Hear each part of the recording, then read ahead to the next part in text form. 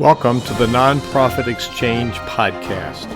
Stories by leaders for leaders to help you raise the bar on your own excellence, to release the potential inside of you. Now, here's today's podcast. Hey folks, this is Hugh Ballou back for the Nonprofit Exchange, and we're going to be talking about the skills of presenting for nonprofit leaders. Russell, how are you today from Colorado? Beautiful day out here in the Mountain West, a little warm, a little partly cloudy, very warm week this week. Well, I'm glad that keeps you inside so you have to behave. So let's get right on to, we have Erin, Loman, Jeck here, and I believe this is somebody you brought to the interview. And Erin, tell our listeners a little bit about you. Sure. So I am now a communications expert. I'm a speaking coach, but it wasn't what I thought I was meant to do in this world. I actually wanted to be a dolphin trainer. So as a child, I really just dreamed of being a dolphin trainer. So I actually went and did it. And while I was there, they said, you need to have not a marine biology degree, either a psych degree or a teaching degree. And so I was like, well, I like people, so this will be great. And so I ended up getting my undergrad in psychology. I was attending my master's in marriage and family therapy. And I worked a lot in social work. So I worked on the nonprofit side, but I also was really good at speaking business. So a lot of times I would sit at a boardroom table with the donors and the directors and the board leaders. And the people were like, we just want to change the world. And I was like, you guys are saying the same thing using different language. And so I really came to understand that they were saying the same thing. They had the same vision, the same mission. At the same time, they were using different language. And so I became like an interpreter when I sat on board leads. And it was really the most amazing thing. But when I got about to my clinicals in marriage and family therapy, I realized that people came in and weren't changing. They didn't really seek change. And I thought, I can't do this for a living. I really want to help people.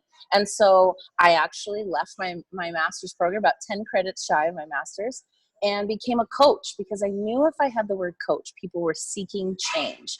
And so I became that change leader and help people create a movement with their message. Well, so what's your passion? Why do you get up in the morning and do this brilliant work that you do? I wanted to change the world. Right? And I knew that not just my voice and not just my message could do that. If I helped other people share their message and their story, how the ripple effect would go out into the world. And if you make, so let's say speakers and entrepreneurs really good money sharing their stories, then they put together nonprofits, they fund wells and schools. And so it got to be that in one way, I was helping them get their message out and changing the world in that realm. But in the other realm, I actually got to help people build, schools and wells and nonprofits and foundations.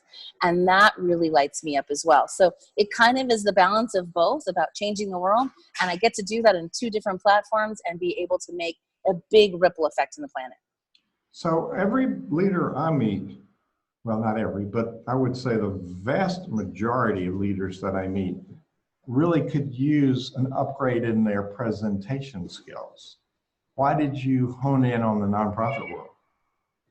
So because I sat on a lot of boards, and it was a lot of the boards I sat on were ex-professional athletes, okay? So they didn't go to school to be nonprofit leaders, or they didn't go to be communication directors like this. This was, football or baseball was their first passion. But what I saw was the draw that brought those donors into the rooms.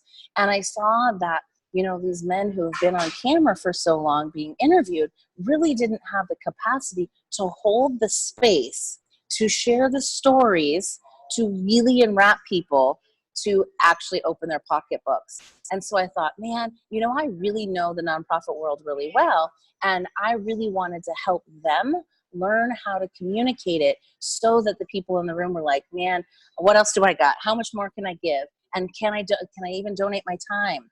And so I really started from that perspective, which was so funny because it's not how I would have thought that I got into this, but I really realized I had a really good passion around it, and I had all the background in it, and then it became a part of my business.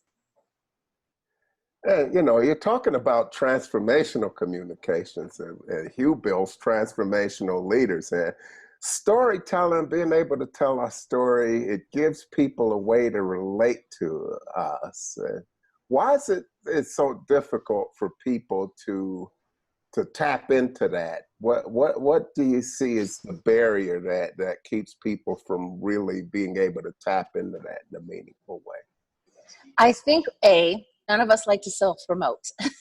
Nobody really wants to talk about themselves, right? And the second piece is they tell the story from the first person. So you're telling the story, I got up, I put my feet on the floor, I went to the bathroom, I brushed my teeth, I got ready for the day, me, I. And the audience is like, stop talking about you. Tell me how you can solve my problems. Why am I here, right? And so when you actually tell your story in a very compelling way, you can unlock them. And they're like, oh, I am all enrolled. I am ready to do whatever it takes. What are you offering me? And so I found that in telling your story in a way that could connect with everyone. So like you said, you know, when you tell your story, you can connect the story to other people and like, oh, me too, I relate to that. And so when you tell your story, when it comes from the human perspective, you know, I might not know what it's like to grow up, you know, with abusive family, or I might not know what it's like to struggle with addiction. But if I tell the story in a way that we all can connect as humans, and those three things are this, most important three things. What was I thinking? I was thinking, oh, I'm not smart enough for this. Oh, I was thinking, oh, are you sure you want to do this? What I was feeling, which is I was feeling not good enough. I was feeling terrible. I was feeling, you know, angry. And then if you go to the third piece, which is one of the most connected, this is what really gets people like, oh, I've been there, is when you share what you were feeling in your physical body.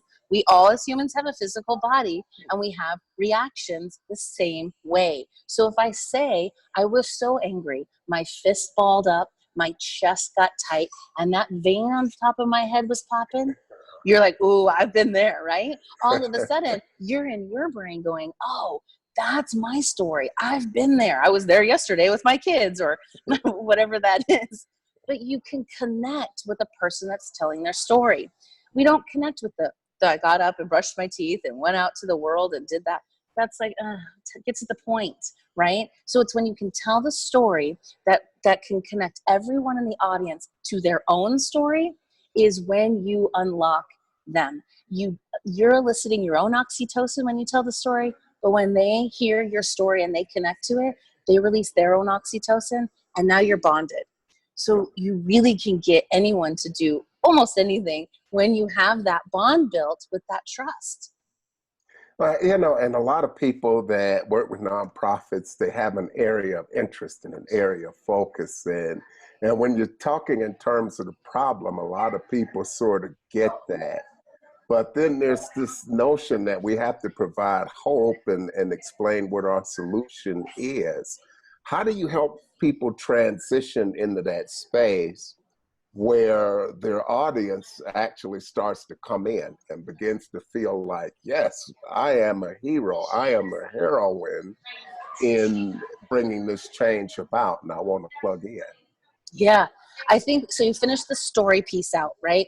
And you connect with them. Now they're like, ooh, I've been there, right? If you tell us, let's say we're talking to it's for a homeless foundation or things, or a cause. And if you tell the story, like, have you ever been to the place where you didn't know how to pay your rent?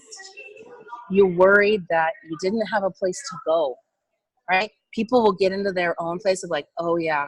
And because from that place, they want to serve people that are feeling that. If you knew that somebody had the route to the top of the mountain for you in those moments, you would have felt hope. And that's what we get to do today, right? And you get to be that person that reaches back and says, I've been there. Let me show you the route to the top of the mountain. So if you can paint that picture, everyone's all in. And it even gives me goosebumps just saying that now, right? Because it really is that piece of like connecting to the soul of the person saying, man, yeah, I might not admit it. I've been there at least once in my life. And now I get to help someone because that was a miserable feeling that I was feeling. And when I got the nugget, the solution to the problem, it's when everything changed and I have hope again, right? So painting that transition is huge.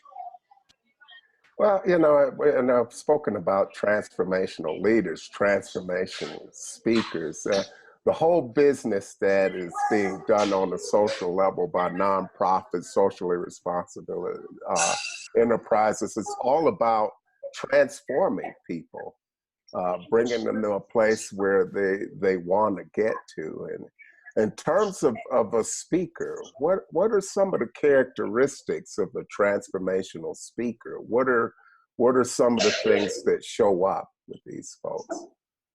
It really is the people who have been there, done that, and want to share, right? If you look at any of the most successful people, we buy their biographies, right? We go out, we want to learn, how did you get there? Because it's that unfolding of, oh, wow, there was these steps they took, right? And so if you don't share that, we've seen speakers just get up there and kill you with data. And I worked a lot with executives in the tech space, and they just want to kill you with data, right? And when a true transformational speaker gets up, they share their story, they share with vulnerability, they pull back that mask of like, oh, I'm the speaker, right? And say, no, I get where you're at. And you might be at this place, you might be at this place, but I'm going to take you from all the way up there to where we are now. And if you can do that well, then everyone will follow you, right? They'll find out where you're speaking, what are you doing, what cause are you behind, how can I get enrolled? And that truly does change. It's not the let me just tell you and talk at you. It's like, let's have a conversation.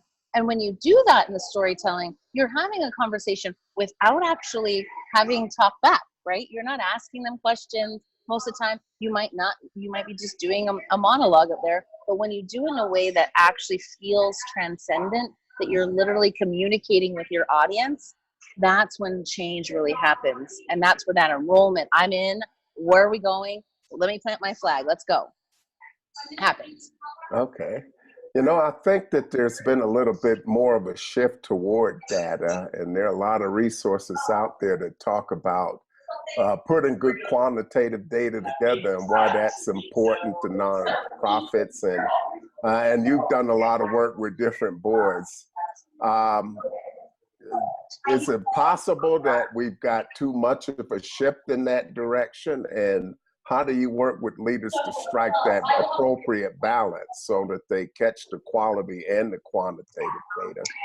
Yeah, I think for like the most important part that a lot of nonprofit leaders is, yes, we want to heal the world, right? And whatever that sphere is for you, whatever the cause is for you, we do want to change the world. However, we can get so far into that and not actually thinking about the deliverables, the actual transactions you need to make to actually bring that to fruition, right? And so I've seen so many times nonprofit leaders actually one paycheck away from being on the other side of the table because they want to give so much and so much of themselves. But there has to be that place of like, all right, and we have to look at the numbers. We have to look at, okay, what is it that we really need and be really strategic about it and thinking about, okay, what are the stories that relate to the result we're trying to create at the same time, right? And so gathering that, because like I said, it's when I worked for the state of Washington, I worked for DSHS helping people get onto assistance. I remember sitting there thinking, man, the people next to me aren't as fun as the people on the other side. And if I think about it, I'm really only 1 or 2 paychecks from being on that need side, right? And so, yes, it was great that in some ways it was great because it got me more relatability with them because I could understand that. At the same time, that doesn't make you an effective leader when you are trying to get the big picture done, if you have a big goal to accomplish, right? So really looking at both of those sides as the relatability piece, but also like, how does this translate into what we need for the people that we're here to serve? Yeah.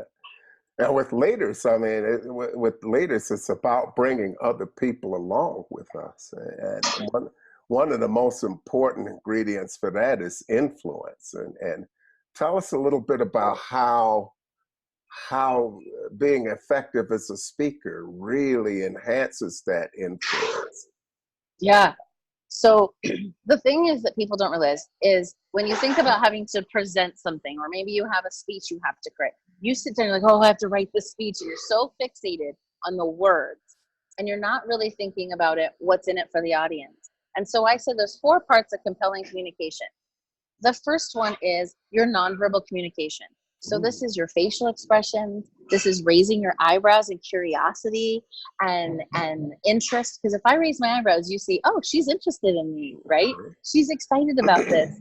And so you can do these little things that help people realize you are the expert. You know what you're talking about. And I'm going to sit here and listen because I see that you're really confident, right? And so a lot of that is when you're walking into the room, when you're walking up on stage, and the first 90 seconds is they're taking in everything that you're projecting out there, and they're looking to see, is this the person I want to listen to, right? Is this person, who they say they are? And so the nonverbal is most important. That's 50% of your communication. 35% is your vocal tonality. Now, this is where most people have no idea because we're all monotone. We all walk around with our normal talking voice. And then what happens is the puppy walks in and we go, oh my God, look at the puppy. We go really high. And then we want the puppy to sit, right? But really, we are monotone. We're just using that middle voice the entire time. But if you can actually take people on a journey with your pacing, with your volume, you can bring people in if you start whispering a little bit. And then it can be really loud when you want something to be, really felt and resonant inside of their body. And then you use your tone, your pitch, and your tone. So all of these things are so important. And if you don't use those and have a roller coaster of emotions that are brought out by your tonality, you're boring people to sleep. And so the tonality piece is huge. And most people have no idea. And I studied with the top vocal coach in the world, Mr. Roger Love. And I had no idea about vocal tonality at all. I didn't grow up singing or on a stage or any of that. So I didn't know anything about it. But I realized how important it is in communicating. And then the third piece is the storytelling. Like I said, 13% is storytelling. So really doing it in a way that drives the audience to their own story and unlocks them. And then the last is 7% is the words, right? So it really doesn't even matter what you say. It's how you say it. So that is how you build the influence. You build it from them just observing everything that you're pouring out to them and really knowing that you know what you're doing and talking about and just feeling good about that. And when you're passionate about it, let it out. Let them see that passion because they want to connect to a passionate leader that knows the route and is going to take them there, right? Yeah, Roger Love is that's a name that came up quite frequently when I went through the Colorado Speakers Academy in 2015. Remarkable man. He talks about a lot of things. So in this connection with people, there are a lot of things. Oprah Ray Wilson was another one of my coaches, and he talked about having a presence. So talk a little bit about presence and how that really helps transformational speakers or speakers be more effective and how that plays into their ability to exert more influence. Yes. So in the first 90 seconds, like I said, it's the most important. People are checking you out like, should I listen or should I pull out my phone and start scrolling? What happens in that first 90 seconds is your amygdala is actually on fire. Like it's throwing out all those neurochemicals, right? So you're feeling the fight or flight. So what happens for people when they're feeling that is we try to cover up the main part of our body, our torso, because that is the most, vulnerable place of our body, right? So we do things like holding out of the microphone for dear life, standing behind a podium, putting papers in front of our body, crossing our arms in front of our body, or pinning our elbows to our sides. All of those things are a self-soothing thing that actually shows the audience you're not confident in what you're talking about. And there's like this thing that goes on in their brains, like, I don't know if this person's really worth listening to. So if you can learn how to do that and how to be open body language, put air in your armpits is what I like to say. Make sure people can see that you are totally open, you are vulnerable, there's nothing to hide. When you do that, they're all in to follow you. That's wonderful. That's wonderful. Yeah.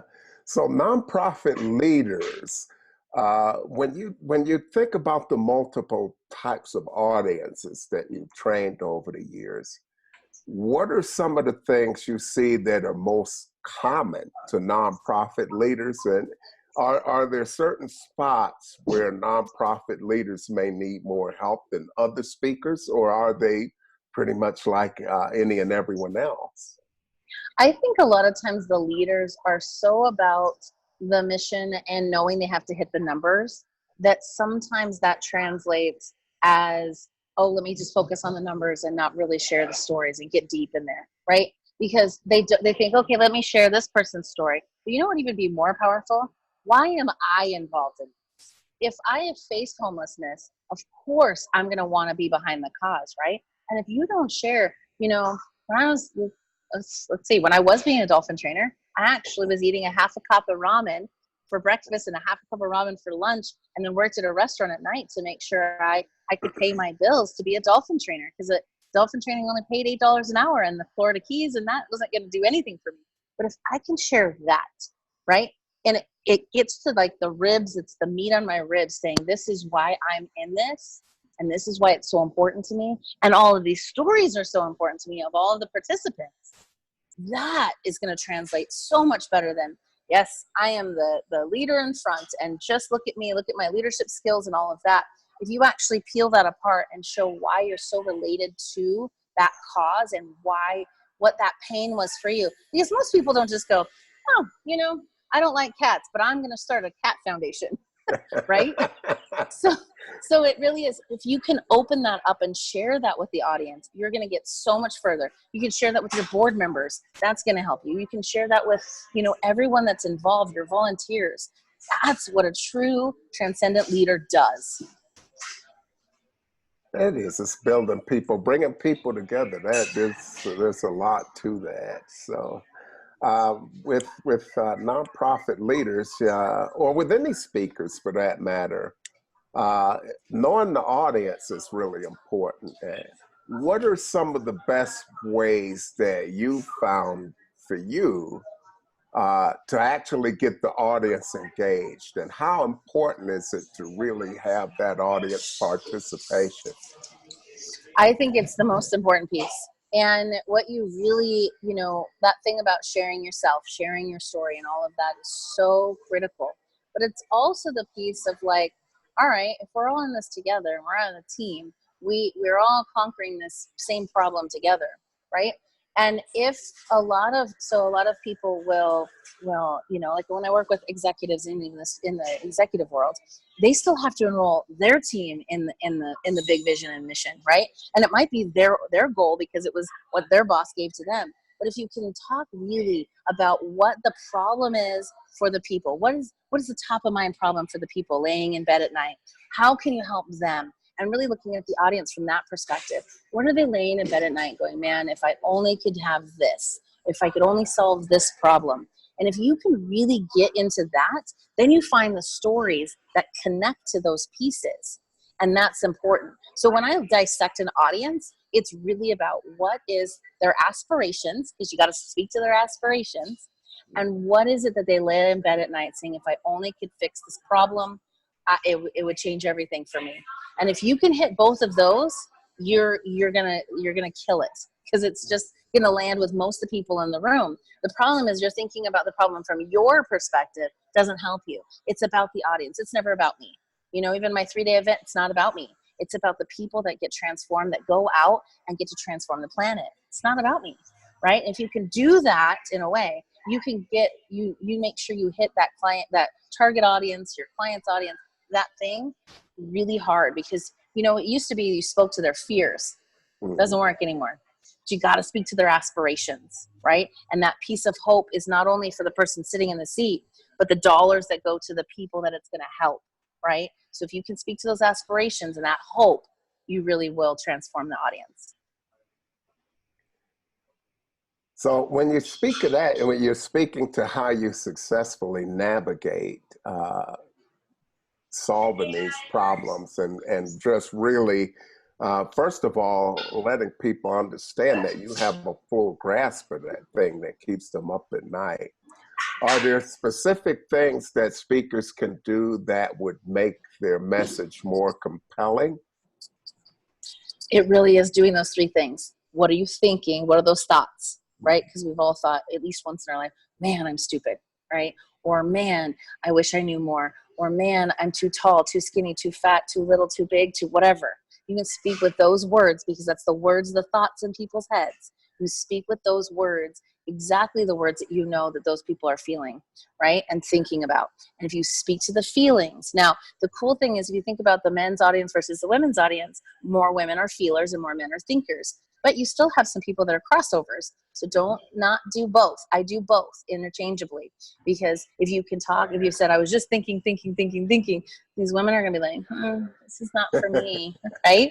And so, and the same thing, if I went to a room full of men and talk about feelings all the time, the men are like, So if you can do those things interchangeably, you hit more of your audience. And then we all connect in what we felt physically. We can connect to, it was so cold that my nostrils felt, they just were so tight and cold, right? We can talk about those things and you relate, right? And so it has to be those three things. What was I thinking when telling your story? What was I feeling? And what was I experiencing in my physical body? Those things are the key to all of it. Talk about the crossover, as you put it.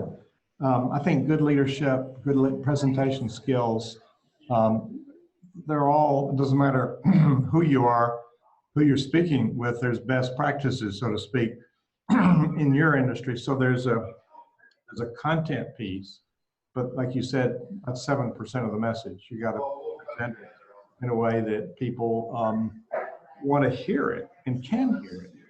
And I know for many years early on speaking, I put way too much content in a 90-minute window. And I gave them a lot of value, but it really got diffused when I didn't know where to start. So talk a little bit about the content and how do you make that come alive?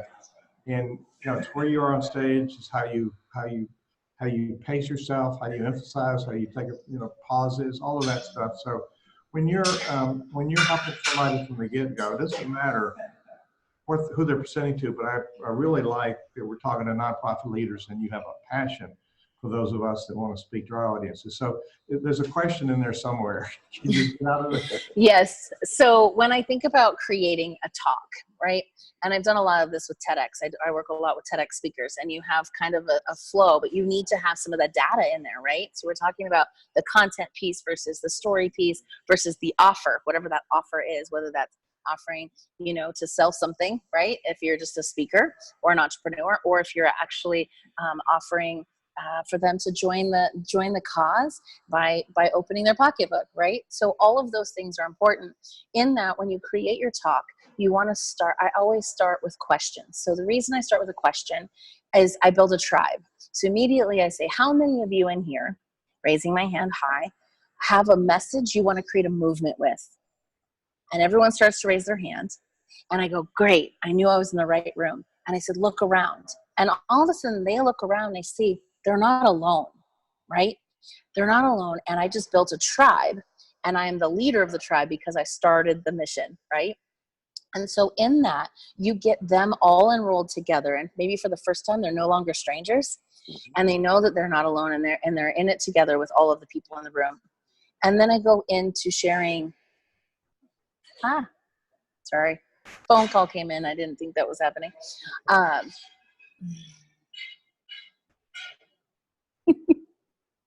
Sorry about that. I did not know that was going to happen. Okay. So when you then go into the content pieces, I always say, what are the 3 pieces of value you want to leave that can help? What do you want the audience to think, feel, do, or act differently now that they've heard you? What are those pieces? And if you can come up with a couple of those pieces and then bring in story, either you can tell your whole long story and take those pieces and say, see when I did those things, and go back to the story, or you can share the story within the context of, here's the next value piece, here's the part of that, right? So thinking about the content is really making sure those value pieces help solve the problems of the audience, help them feel like they have something they're walking away with. And I think sometimes in nonprofit speaking is I hear a lot of times that they're not giving anything to the audience. They're speaking about their cause and about what they're doing and how they can get enrolled.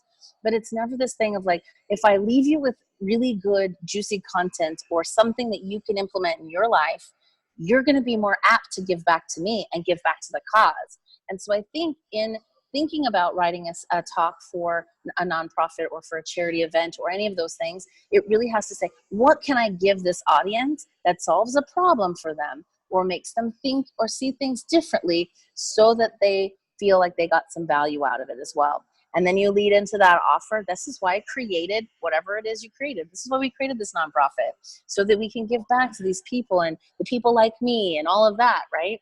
And then you close it out with just something really powerful that people will just land that plane. I always say it's like the first 15% of your talk and the last 15%. Like if you were taking off in a plane, it's the most important, getting off that runway and getting up.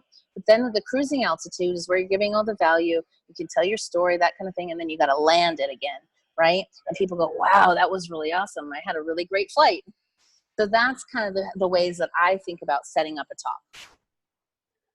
And it's really, what is it that we want people to know, feel, and do, and knowledge? Is what is the most important thing I can tell them about this, you know?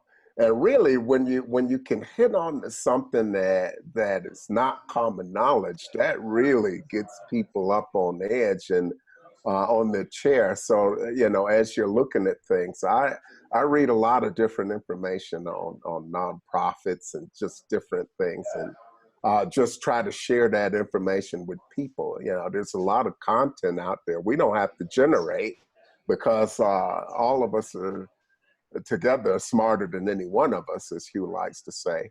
And it's bringing this knowledge in, you know. But it's that feeling, it's striking that feeling up within people, you know. Some of the knowledge they may have, but there may be a feeling that, well, maybe I don't know enough. Maybe I need something extra. So what are some of the things, as you're looking at what you want people to feel, that a speaker can do to really connect to that emotion and maybe help swing a person into another place or persuade them, hey, it's within your power to actually do something about this? Yeah, I think it is painting that hero's journey, right? Painting your own hero's journey, but then painting the hero's journey for the people that are sitting in the room. How they can, like you said, be the hero, right? So how can you convey that message? Here's why I'm here, and here's what I want to do, and here's what our nonprofit does. But then how can you now be on the hero's journey and be one of those people that are changing the planet? And I know that everybody really, truly, deep in their heart does want to give back in some way.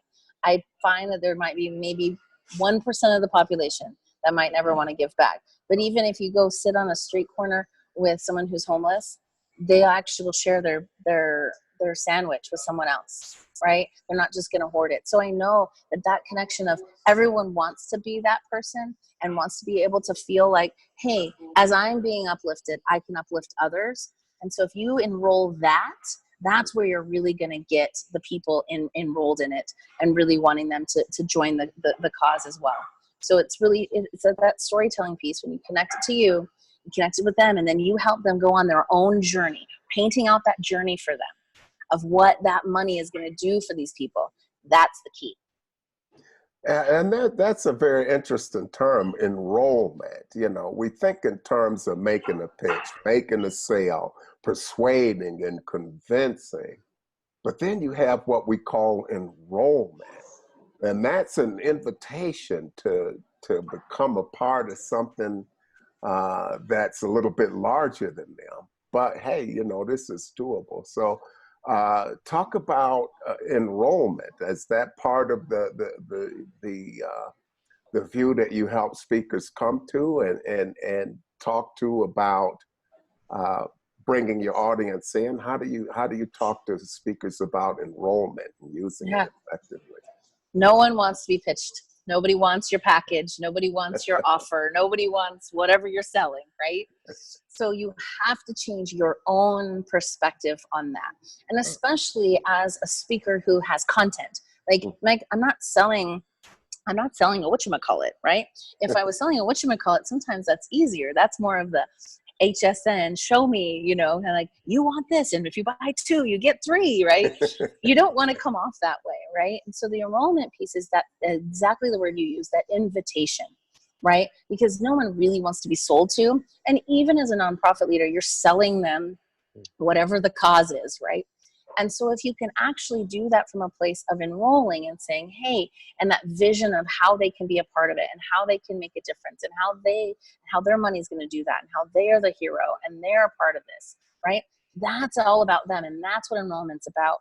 When you sell somebody, usually you're trying to sell this thing. It's all about the data of what this thing is, right? But instead in enrollment, you're really about the people, the audience. Even if it's a one-on-one conversation, it's what's in it for them. So that's the transition that's different. You really want it to be about them. Like I said, it's not about me and it's not about my whatchamacallit, whatever it is you're offering. It really needs to be a conversation on how I can serve you. And in turn, when serving you, you serve others, right? And so that's what I find enrollment about. It's what the needs are, figuring out what those needs and aspirations are for the people in the room. And yeah, as we get back to talking about feelings, there's a relationship that people have with money, and that makes it tricky for nonprofit leaders to ask for what they need. And I think it's a part of human nature to ask for that, and this feeling that I don't want to pressure people into doing something. I want people to be able to do this. So how do you help speakers work with those feelings that they have of, I feel like I'm pitching something, how do you help them navigate through that? And do you run into people that are actually unaware that that's going on inside of them? Always. It's mostly all subconscious. So for me, when I got into coaching, I would have to enroll people in coaching with me, right? And so I'm selling me. And that feels very icky and awkward, right? No one teaches us how to sell ourselves, right? And when you think about people who sell themselves, those are not people that we want to be like, right? And so it's like this hard thing of like, okay, but if you are talking about the vision and the mission, it's not about you. It's about how we can change and how we can change the world. And when I work with people on that enrollment piece, every conversation is enrollment. You're either being enrolled or you're enrolling them. So in a conversation, say if I was doing even a sales call with you right now, either I would be selling you, enrolling you into my program, or you'd be enrolling me into, well, that's too much, or I don't have the time, or I maybe need to ask my wife, or whatever. And if you allow the enrollment, that kind of objection to come up, you can actually, if you're really good at it, you can find out what really truly is holding them back, because it's not whatever excuse they give you. It's something deeper. And if you ask enough questions, you can get to that, solve that problem. There's nothing getting in the way. There's no more excuses or no more objections. And so truly it's being of deep service and walking that person through that fear of whatever that is, that last dollar, or what if this doesn't work, or whatever, right? And if you can do that, then they can see, wow, they really do know their stuff. I got to give them money. Right? And so it really is every conversation. You think about it with your kids. Either they're like, I want a popsicle. And either you're enrolled into giving them a popsicle, or you're like, nope, you're not getting a popsicle. And every time you have to look at every conversation is just enrollment. So if you start using that in your head going, man, every time I open my mouth, it's enrollment. I just want to be on the right side of it. I want to be on the side that's getting me my needs met and whatever needs that I have. And it just kind of shifts that perspective for yourself. So, enrollment is about really taking people where they want to go. So there's a lot of times with most objections, there's sort of a question behind the question. There's an unsaid thing that is back there. And so that works a lot with people one-on-one. Do you find that there may be a little bit of that in a group think type of fashion that shows up in an audience where people are sitting there, they're listening to you talk about a specific problem in the community, and maybe they've tried a lot of different things and maybe they're skeptical. So how would you help a speaker First of all, what are some of the signs that might be going on in your audience? And what are some of the techniques that a speaker would use to sort of like diagnose that and maybe start to get underneath it as they're going through their talk? Yeah, if you are better at being unscripted, this really helps, because I am not a scripted person, even though I have to write scripts for people all the time. It really is about, if in that moment you see people's arms crossed, their phones are out, they're like, I call this the do me face. Yeah, come on, what do you got? Right? And their arms are crossed, they're shut down. You can see it, and they're not even paying attention. If you can say, you know what, let's really talk about what is affecting the community. Who in here has something top of mind that really is, and listen and reflect back. And then all of a sudden they put their phones down and they go, wow, this person really that cares about what my problems are, what the things I see and what hasn't worked. And if you're, even if it's say political, if you're saying, well, here's how I'm going to fix all these problems. And they're like, well, that's not what we want, or that's not going to work, or any of that. And you just talk at them. You're not going to get them enrolled in the big vision, and they're checked out and they're doing their thing, right? So it really is, I think, that conversational piece. You can take a tally of like, oh, how many people in here, this is the first time you're here? Or, how many people grew up in homelessness, or whatever it is, right? And get to kind of feel what the audience, who's in the audience, especially if you have no idea who's going to be there. That really will help you set the stage for yourself to know that there are going to be those objections. Because here's the thing, as a seminar leader, most people who are attracted to my work are similar to me. So I know they're having the same struggles I used to have, a couple steps behind. So there's been times in my business where I struggled, right? So if I address that and I'm saying, let me share it with my story with you about that, then they're like, oh, she gets it. She gets me and she gets it, right? So again, being able to do that from stage or in a group or even in a boardroom really helps. If you're getting the feedback from other people and then enriching your message with more of their observations and their objections, that kind of thing. Talk about quantity. I alluded to it a little bit earlier. Quantity of content. And Russell and I met at this development forum CEO space, and people come in all jazzed up and want to tell you everything about it, and that really has negative impact. So talk about, how does a presenter learn how much is enough? You just need enough. So if you know what the audience problem is, you just need enough to show them that A, you know what you're talking about, B, you're the expert in it and can take them to their solution, right? And you don't have to give them the whole thing. I did it too. I think it's anytime you see a brand new speaker that's like fire hosing people, you know that they're new. They don't realize it's too much. And the thing is, you get people so overwhelmed, they're like, oh, I have all these things now to do. After I'm done with all these things, then I might go back and hire that person, or I might enroll in their program or whatever. But now I have all this stuff I got to go and, okay, I got to work this stuff out because they really gave me a lot of good stuff. But if you do that, then they think they don't need you, right? And it's not a place of like convincing them that they need you, but show them enough that shifts some of their perspectives to see, okay, here's all the things I need to do, but oh my gosh, I don't know how to implement any of this. So how do I implement it? And then you say, well, that's why I created whatever, right? Because then you're showing them that I am the expert that can take you to your aspirations. Now that we know that these are the things that you have, here's what you need to implement, right? So I think that's really important. So Russell, I heard a rumor that Erin's going to be doing a summit for speakers. So we ought to talk about that a little bit, and we ought to talk about the symposium that CenterVision does. So Erin, we spoke briefly about it, but we do on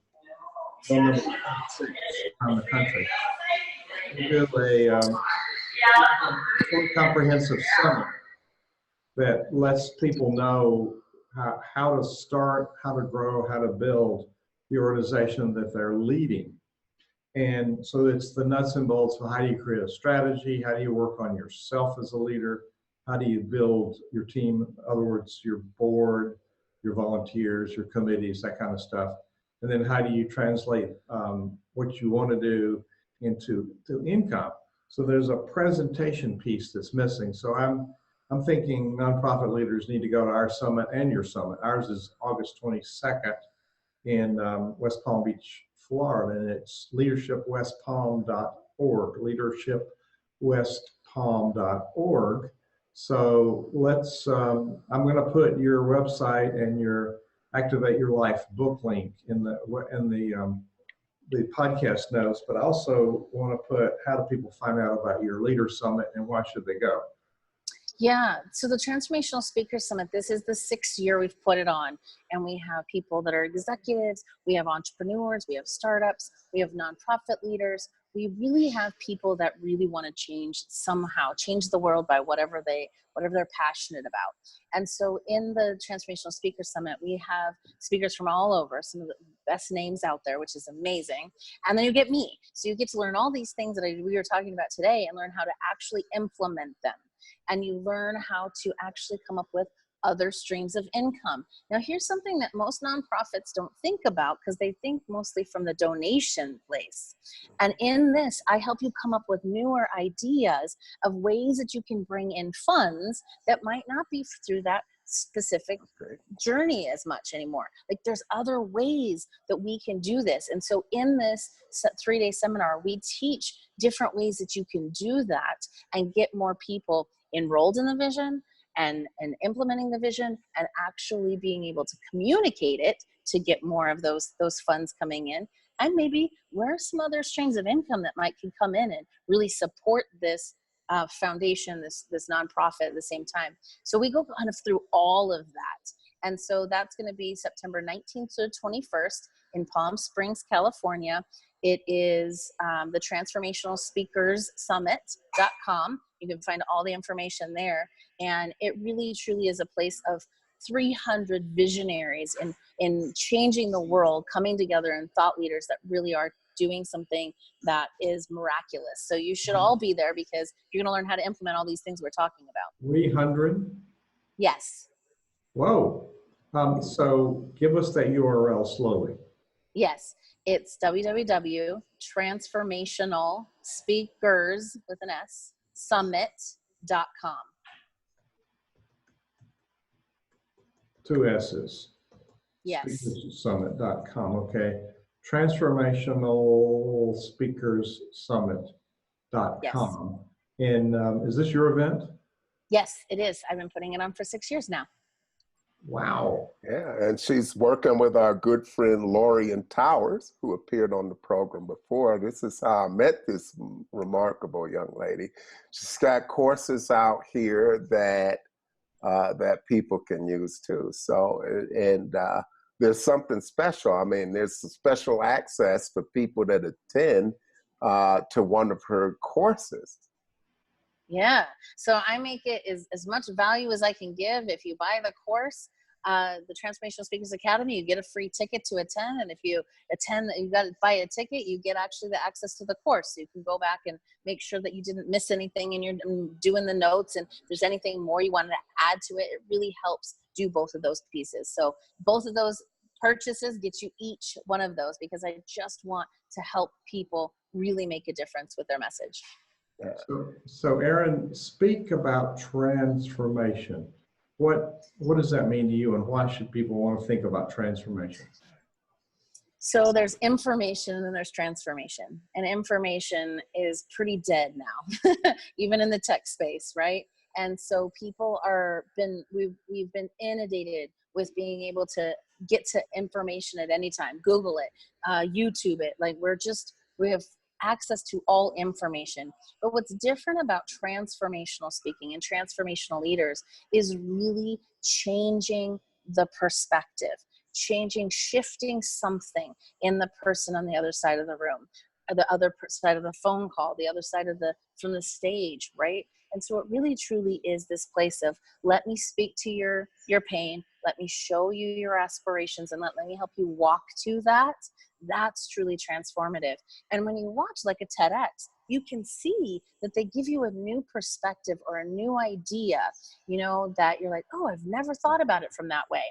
And that's truly transformative, because in those few moments, and even in a TEDx, it's only 18 minutes, you have changed something inside of your brain. It rewires a little differently. You might fire neurons differently than you did before. And that truly is transformative. So that when they walk out that door, they're never the same again. So, you know, as demonstrated by those TED Talks, it only takes anywhere from 12 to 20 minutes to create a shift in somebody's mind about something. So that's really something very crucial to keep in mind. Yeah, they usually only one piece of data. It's not a huge amount of value. It's one piece. It's one thing, one idea. So, Erin, this is really good information, and Russell, it fits our philosophy of what we teach. So we're going to give just a little brief sponsors presentation here about this, and we have two sponsors today, WordSprint and CenterVision, our symposium, and then we'll give it back to you for a closing thought. You want to leave people, and Russell will close out a helpful interview. Our ongoing sponsor is WordSprint. Bill Gilmer and his team help you communicate and retain and grow your tribe. It's the message, the right message to the right person in the right rhythm. It looks good, but 30, 30, 30, 10.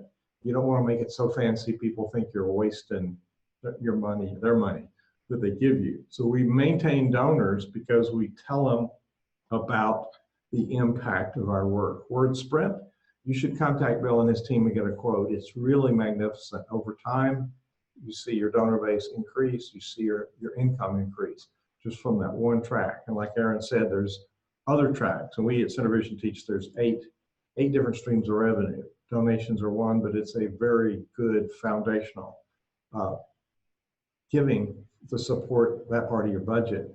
On August 22nd, this is 2019, if you listen to this podcast in cyberspace, it might be another year, but we have ongoing events. So when you go to centervisionleadership.org, you look there and you'll see events, and look for the events where we're going to be in the world.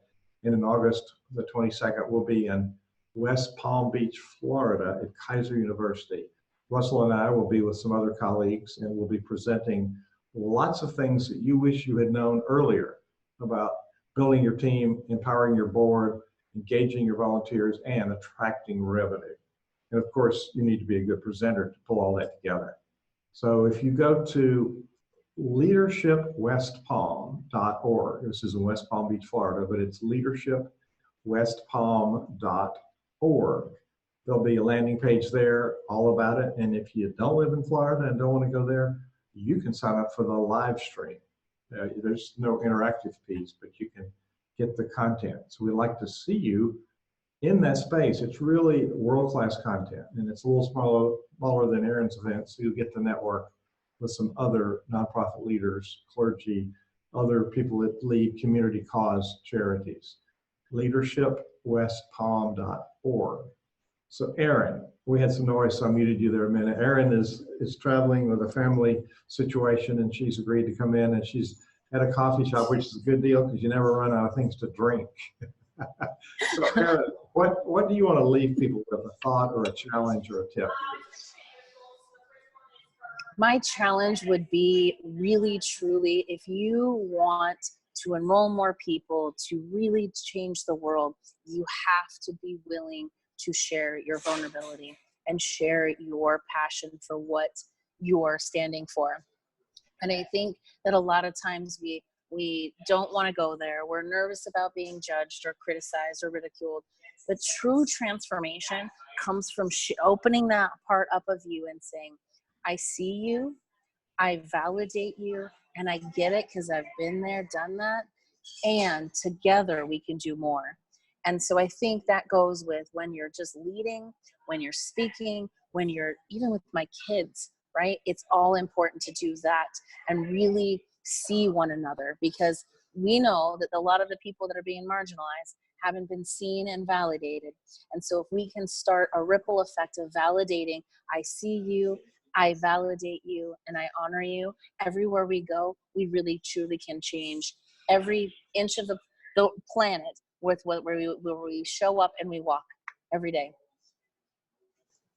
Erin, it's been an honor to have you here and a pleasure. And in light of what's going on with you, you're still able to come and join us and give of your time and talent.